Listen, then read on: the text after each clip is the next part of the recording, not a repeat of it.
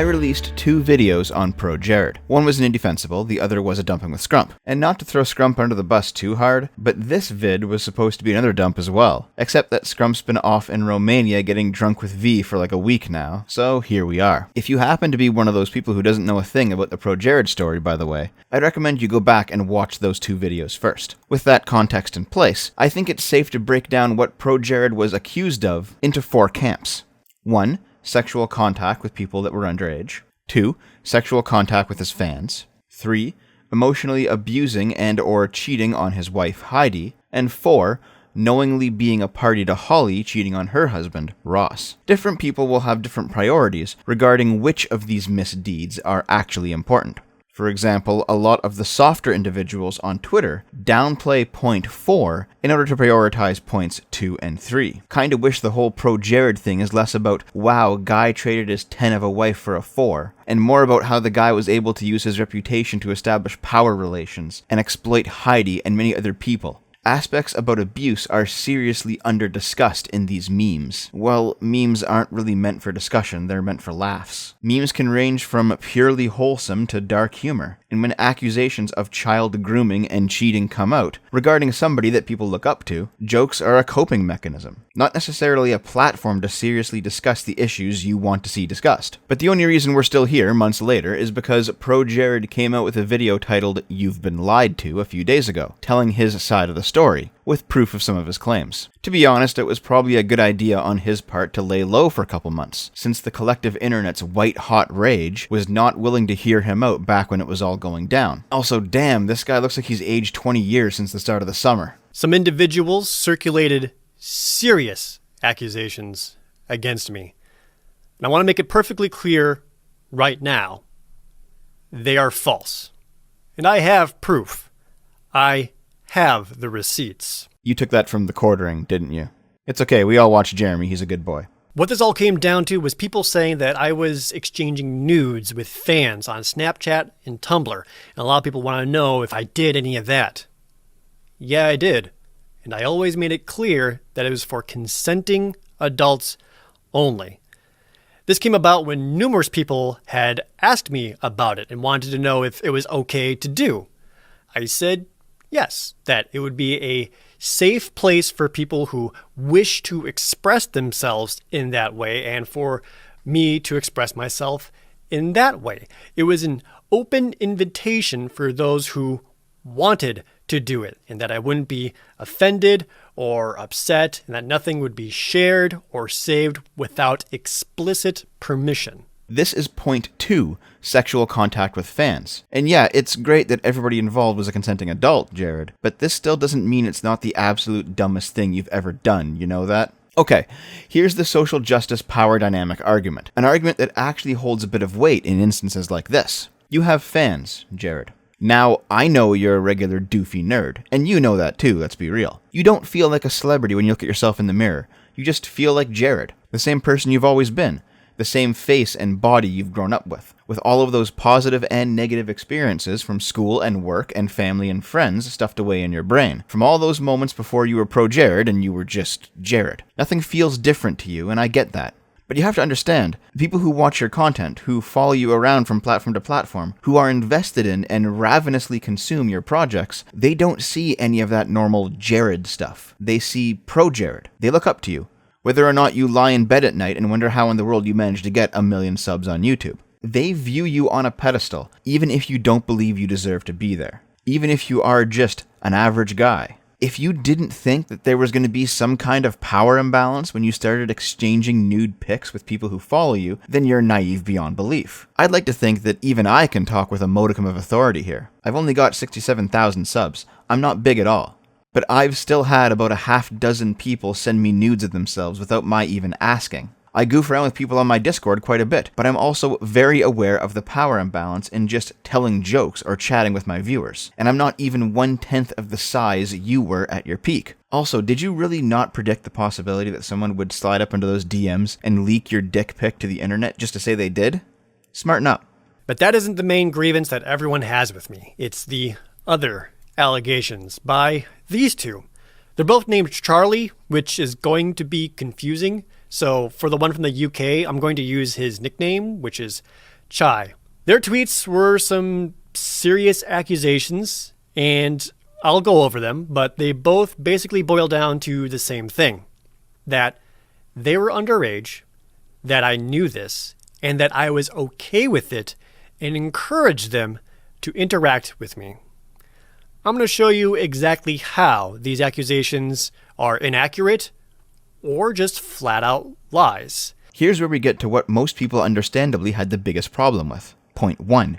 Sexual contact with people who are underage. And oh boy, does ProJared blow this one out of the water. The whole thing's worth watching for yourself because there's quite a bit of detail, but basically, all of the ProJared knew I was underage and he groomed me stuff was false. And for my part in perpetuating that story, although let's be fair, I didn't do much perpetuating, I am sorry for it. Jared shows us the receipts. He's got chat logs of himself asking their ages. He's got timestamped tweets and messages showing their stories to be contradictory. He's got an article written by one of his accusers where they describe suffering from brain damage and experiencing both hallucinations and memory loss during the exact period of time they claim to be abused by ProJared. He even provides a possible motive in that they were hangers-on of the Game Grumps and were trying to parlay themselves closer to that community and make some money in the process. All in all, full points go to Jared on this one. Chai and Charlie were not the only accusations of inappropriate behavior that came out.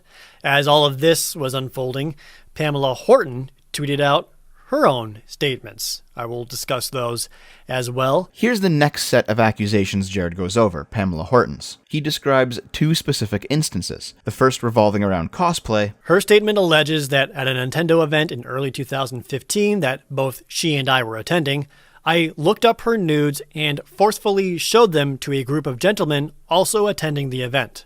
The event she's speaking of was a special preview event for the first Splatoon game when it was going to be released for the Wii U, which is also where Pamela and I first met. This is confirmed by Amelia Talon, a coworker of Pamela's at Playboy, who I also met there for the first time. And the second revolving around a supposed E3 panel Jared did with her and MatPat. She goes on to talk about how I continued to show her disrespect, refusing to shake her hand, and making lewd comments about her and ignoring her in a group setting. Again, these details are vague, and again, I don't know what she's talking about. I had to ask around just to find out what she was even referring to. And what I found out was that she was specifically referring to my behavior at E3 a few years ago during a panel that consisted of myself, Pamela, and MatPat. Upon Jared's mentioning of this panel, a number of internet super sleuths actually managed to track down the E3 panel in question. And here it is, E3 2017. What game from E3 will make you the next online gaming superstar? There's MatPat, there's Sohinki, and there's Pamela Horton. But where's ProJared? I mean, this guy kinda looks like him, with the camera zoomed out this far.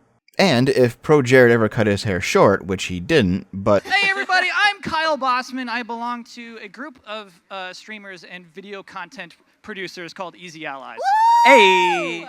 Oh, Kyle Boseman from Easy Allies. Oh. Man, it's amazing how much of a misogynist ProJared is. He's able to harass the poor whammon without even being on the panel. Okay, has ProJared ever been on a panel, anywhere, with Pamela Horton? Not as far as I can tell. But on the other hand, Pamela very clearly knows who Kyle Bossman is. But if you keep acting this way, I'm going to send you backstage. Sorry, I'll take my feet off the couch. I we got apologize. it. But we got it. They've been doing collaborations as far back as 2015. It's possible she just forgot that her pal was at this one panel and misremembered it as ProJared. It's also possible that she either lied about it for the oppression points, or is embarrassed about misremembering and is doubling down. Well, let's see what Pamela has to say about it herself. I try in my presence online and in real life to be honest about my life. We as people are molded by our experiences, and that's what makes people so great. Trying to hurt or bring anyone down has never been what I do. People who know me know this. I know my truth. As a rule of thumb, when somebody says my truth, that's them saying it doesn't matter if it's not the objective reality, I believe it, so that's how it is. The thing about truths is there can be no my truth or your truth, there's only the truth. And even then, you can be entirely wrong about the truth. I know my truth simply translates to I believe I'm infallible, or at least I act that way because I think I'll get a benefit for doing so. Maybe intrinsically knowing your truth isn't the best hill to die on, Pamela, when you outright admit that early menopause is causing memory loss.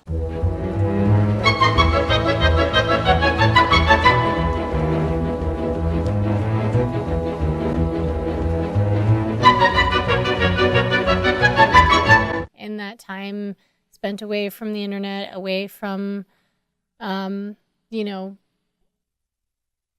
people, I had the opportunity to think and really think. And I realized that I had actually not taken my own advice when it came to just like friendships, relationships, and things like that, which is, if it's not your story, don't talk about it. If it's not about you, if it's not something that you experienced, don't talk about it.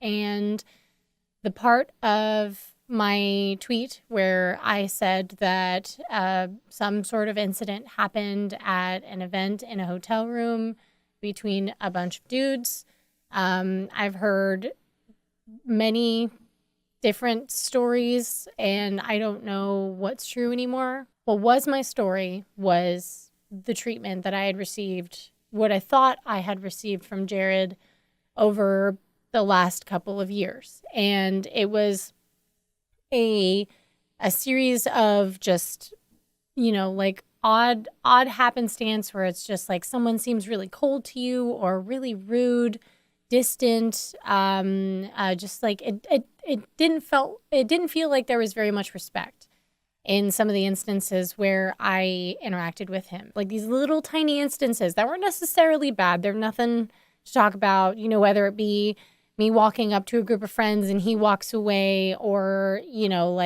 but just little things like that kept stacking up. And the more I thought about it, the more it bothered me. The moment that Jared's video came out, the first thing that I wanted to do was I wanted to talk to him, because obviously we had two different sides of the story that did not line up.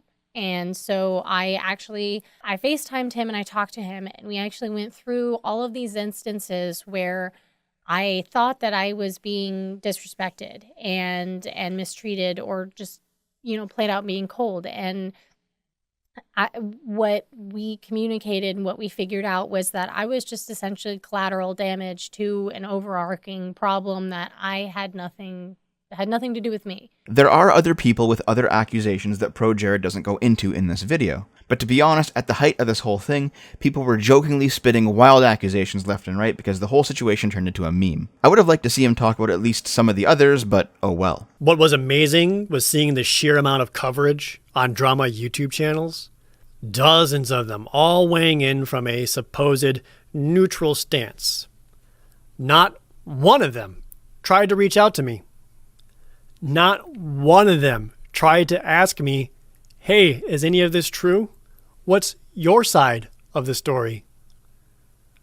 They aren't interested in truth or being fair. They wanted clicks.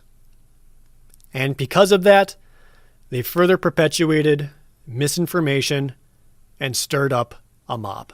I can't speak for anyone else, Jared. And to be honest, you're never going to watch this, but I'm going to speak to you directly anyway. I can't speak for anybody who was bandwagoning you, and I can't speak for anybody else who made a video without asking you for comment first. But as for me, you're right. I didn't shoot an email off to you before I made my videos, and I probably should have. But the honest truth is, I'm small time. You guys know that Total Biscuit Our Traps Gay video that I did that went viral? I actually emailed Total Biscuit about the situation. Never got a reply. Oh, I got a reply after the video started taking off, kinda. He talked about it on a live stream, saying that the video didn't have a shred of truth, and that I was scum for making it. But people like me don't get replies from people like you, Jared. And I'm not just talking about the subscriber count, although that's certainly important too. It's just too hard to talk to everybody all the time, I get that. But I'm also not in that YouTuber bubble. If and when I hit 100k subs, or 200k, or any other future benchmark, I still won't be in that YouTuber bubble. I don't live in the right place. I don't have the look. I don't play the game the way you guys do. Whenever I've emailed somebody for comment on a developing situation, I've never, not once, gotten a reply. So I just stopped doing it. But that's my fault. I should have kept it up. So I will. Even if I never get a reply back from anyone in the bubble, I'll keep emailing you guys. Because there's a lot of us outside of the bubble too. And in ignoring your side of the story, I feel like I let all of them down as well. The only thing ProJared really gets wrong in this video is that when discussing his collapsing relationship and the whole Holly Ross thing, points 3 and 4, where he basically says, anything to do with that is none of your business. I understand his point of view, but when you got a public relationship like this, being public figures, the alternative point of view of, as your fans, we deserve to know if you were abusing her or cheating on her, is also perfectly valid. But in the end, it all boils down to a he said, she said thing, and the truth is likely somewhere in the middle. And everyone involved was probably a jerk at some point. Except Ross, he still seems pretty chill. So, final verdict on ProJared. Is he a child groomer? Probably not. Is he an idiot for a multitude of reasons? Yes. Oh god, yes. But I think the truth, or as close as we're going to get to it, has finally come out. There's a few morons on Twitter who are pissed at the ProJared redemption arc, of course. Holly Christine, who I actually knew to be a reasonable person at one point, said, all these people got together to destroy you, or you're just a lying abuser. You know, if you're a large enough YouTuber on a downswing, everyone will hop on the dog pile just for the sheer fun of it, Holly. You know this, Holly. You got this treatment from Channel Awesome fans when you left them, Holly. And let's not forget that even if ProJared is innocent, he shouldn't be talking about his innocence when other victims are coming forward with their own Me Too moments. Get out of the way of the whammons. Also, get a load of this guy. ProJared is ableist because he's gaslighting someone who suffered head trauma in his evidence? Are you for real, dude? You sound like you got head trauma of your own. Forget these losers. ProJared will probably be alright, based on Social Blade. Can you guess when he released the video? I've resubscribed too. And Jared, if you ever do actually see this, I'm sorry for not asking you for your side of the story before I released my videos. I'm pretty sure you would have never replied to me, but that's no excuse not to ask. And I also apologize for assuming that you were guilty just because you appeared to be a male feminist. Which is, by the way, one of the most likely demographics of men to commit sexual abuse, since it's a pretty easy way to get women in vulnerable positions and provides pretty good cover for their actions. Also, Jared, one of those guys who sent you nudes was actually underage. I know he lied to you about his age, so I don't really blame you, but that's still cheese pizza, man. You gotta fucking nuke your hard drives right quick before the FBI shows up, alright? That's cheating! Hey guys, here's a quick advertisement if you don't mind.